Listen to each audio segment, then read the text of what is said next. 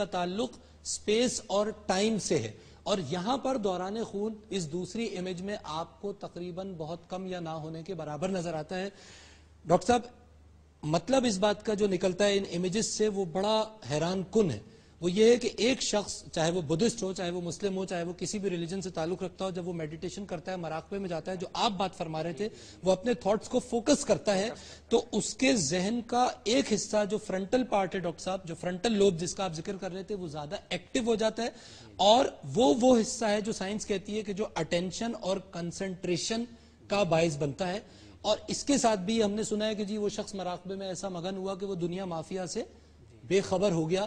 تو سائنس یہ ثابت کر رہی ہے کہ دماغ کا وہ حصہ جس کا تعلق سپیس اور ٹائم کی اورینٹیشن سے ہے, جو آپ کو دنیا میں اپنے وجود کو دکھاتا ہے اور دنیا کو سمجھنے کی صلاحیت دیتا ہے, اس حصے میں دوران خون کم ہو گیا, نہ ہونے کے برابر ہو گیا. لہٰذا میڈیٹیٹر فوکس کر رہا ہے اور اس کے فوکس کے ذریعے وہ دنیا اور مافیا سے, ٹائم اینڈ سپیس کی لمٹ سے بے خبر ہوتا جا رہا ہے. ڈسکشن کو آگے بڑھائیں گے ناظرین. we'll have to go for a break. ہمارے ساتھ ہی رہیے.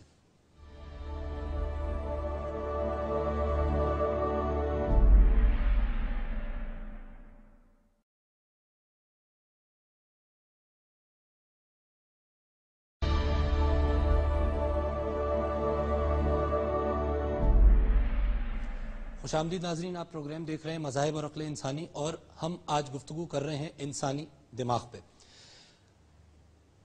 مفتی صاحب, یہ جو ذہن ہے آدمی کا, انسان کا, دماغ ہی کی ہم بات کر رہے ہیں, لیکن ظاہر ہے دماغ کی ایک فیکلٹی ذہن بھی ہے. تو اللہ رب العزت ہم سے کس انداز میں اس کا استعمال چاہتے ہیں؟ سب لوگوں نے کہا کہ پازیٹیو استعمال بھی ہے, ظاہر ہے, اور ہم سب کو پتہ ہے نیگیٹو استعمال بھی ہے. اور ظاہر ہے ہم چاہیں گے آئیڈیلی اسپیکنگ کہ ہم ہمیشہ 100% پازیٹیو طرف ہی استعمال کریں. یہ تو شاید برے سے برے انسان کی خواہش ہو, اندر کی خواہش ہو کہ وہ اچھا ہونا چاہتا ہے, ہو نہیں پاتا. ڈاکٹر صاحب فرما چکے ہیں کہ 400 ملین بلین امیجز میں سے ہم شاید 2 یا 2,500 کیپچر کر رہے ہیں. 2000 پر سیکنڈ. یہ کیسے کیا جائے مفتی صاحب, آبجیکٹو کیسے اچیو کیا جائے؟ دیکھیں, آپ سب سے جاننا چاہوں گا, زیادہ ریسرچ کی وجہ سے آپ نے عقیدے کے متزلزل ہونے کی بات کی جی, اور انسان کے مس گائیڈ ہونے کی بات کی. جی, اللہ رب العالمین نے اس عقل کو استعمال کرنے کا حکم تو دیا ہے, جی, لیکن لمیٹڈ رکھا ہے. وَلَقَدْ يَسَّرْنَا الْقُرْآنَ لِلذِّكْرِ فَهَلْ مِن مُدَّكِرٍ. تحقیق اس قرآن کو ہم نے آسان بنایا ہے نصیحت حاصل کرنے کے لیے. ٹھیک ہے, لیکن اسی رب العالمین نے دوسرے مقام پر فرمایا کہ وَالرَّاسِخُونَ فِي الْعِلْمِ يَقُولُونَ آمَنَّا بِهِ. اسی قرآن میں بعض نکات ایسے ہیں کہ جس کے بارے میں علم میں پختگی رکھنے والے لوگ بھی یہ کہنے پر مجبور ہوتے ہیں کہ ہم اس پر ایمان لاتے ہیں, ڈیپلی ہم اس کو ایکسپلین نہیں کر سکتے. ٹھیک. اسی کو نبی علیہ السلام نے حدیث پاک کے ذریعے سے انالائز کیا کہ جن چیزوں کو اللہ نے مطلق رکھا اسے مطلق رکھو, ایبسولوٹ, ٹھیک, اور جسے اللہ نے مبہم رکھا اسے مبہم رکھو. ٹھیک ہے. تو جہاں ہم وحی الہی کی جگہ پر عقل کو استعمال کرنے جاتے ہیں تو یہیں سے ہمارے عقیدے میں تزلزل آ جاتا ہے. اس کا مطلب ہمیں کلیئرلی ایک لائن ڈرا کر لینی ہے کہ یہ علاقہ عقل کا ہے اور یہ علاقہ عقل کا نہیں ہے, یہاں سے وہی شروع ہو جاتی ہے. یہ مطلب ہوا. جی بالکل. ڈاکٹر صاحب, میں اس سلسلے میں تھوڑا سا یہ ایڈ کرنا چاہوں گا کہ غیب جو ہے ایک کوئی ایبسولوٹ چیز نہیں ہے. غیب جیسے آپ نے بھی فرمایا تھا تھوڑی دیر پہلے کہ کچھ چیزیں ایسی جو ہمارے لیے غیب تھیں وہ اب ہم کو علم ہو چکا ہے. 50 سال پہلے غیب تھیں, آج موجود. بالکل ٹھیک ہے. اس طرح کے کئی مثالیں ہیں قرآن مجید میں. تو ہم اپنی اللہ تعالیٰ جہاں تک میں سمجھ سکا ہوں وہ یہ ہے کہ اللہ تعالیٰ چاہتا ہے کہ انسان غور کرے ہر چیز پر, لیکن جہاں پر اس کی عقل آ کے رکاوٹ آ جاتی ہے اور اس کو سمجھ میں نہیں آتی وہاں پر رک جائے. ٹھیک ہے, اور اس سے آگے بڑھنے کی کوشش نہ کرے, اوور ڈو نہ کرے اس کو. لیکن جب انسان کو اور مزید معلومات کے سلسلے میں اس کے علم اور زیادہ بڑھ جاتا ہے تو اس میں پھر اور آگے بڑھتا رہے, اور یہ سلسلہ چلتا رہے جب تک دنیا قائم ہے, یہ سلسلہ چلتا رہے. کیونکہ عالم الغیب و شہادہ, تو شہادت جہاں جہاں ملتی جا رہی ہے وہاں غیب ختم ہوتا جا رہا ہے, لیکن اس کا انتظار کرنا پڑے گا, جس طرح مفتی صاحب نے کہا. جی علی, یہاں پہ جو ہے وہ ایک کنونشن یوز ہو رہی ہے, آپ نے بھی کری, مفتی صاحب نے بھی کری, اور ڈاکٹر صاحب بھی کہہ رہے ہیں کہ جہاں پہ انسانی عقل لمٹ ہو رہی ہے.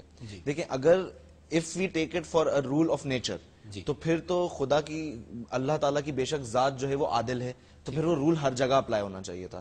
یعنی کہ واٹ آئی وانٹ ٹو سے اس کے مفتی صاحب نے فرمایا کہ 3 ذرائع ہیں, حواس خمسہ ہے, عقل ہے اور پھر وحی ہے. تو پھر جہاں پہ حواس خمسہ ختم ہوتے ہیں وہاں پہ پریکٹیکلی ہونا ہی چاہیے کہ آگے صرف عقل ہی جا سکتی ہے.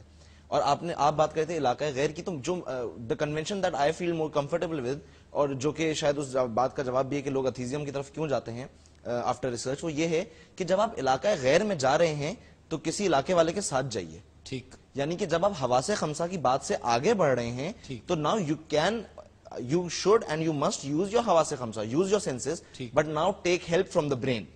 اور جب آپ عقل کی دہلیز سے آگے بڑھتے چلے جا رہے ہیں تو اب وہاں سے اب آپ اکیلے, آپ کو راستہ آگے کا نہیں پتا ہے, تو راستہ آپ کو کون دکھائے گا؟ راستہ آپ کو وحی الہی دکھائے گی, راستہ آپ کو قرآن اور سنت کی روشنی میں دیکھنا پڑے گا. تو اٹ از ناٹ دیٹ کہ اس علاقے میں آپ جا نہیں سکتے, مگر جو کنونشن ہونی چاہیے, جو I would like to establish, کہ آپ اس علاقے میں جائیے مگر کسی علاقے والے کے ساتھ جائیے. علاقے والے کے ساتھ جائیں. ڈاکٹر صاحب یہ کیا وہ بات ہو رہی ہے کہ جس کو پھر تصوف کے سفر کے اندر, ولایت کے سفر کے اندر ہم کہتے ہیں کہ جی ایک پرٹیکولر سٹیج پہ ایک شخص کو کسی مرشد کامل کی ضرورت پڑتی ہے گائیڈنس کے لیے, کیا ہم اس طرف بات کو لے کے جا رہے ہیں؟ اس کے اوپر اس طرح سے ہے جی کہ میاں محمد بخش کیا کہتے ہیں سیف الملوک میں, سچے مرد صفائی والے جو کچھ کہن زبانوں, رب منیدہ آئی سانو پکی خبر روانو. سبحان اللہ, سبحان اللہ. That when you are truthful, when you have purged yourself of lies and of sin, and your only ishq is with God Almighty, then you just have to ask God and He will give you what you ask. And this is perhaps irrespective of your actual religion. Absolutely. Spirituality ہر دین میں ہے, ہر مذہب میں ہے. Absolutely. Absolutely. The Sufis are completely, وہ اس کے لیے ان کا وہ ہے کہ وید قرآن پڑھ تھکے.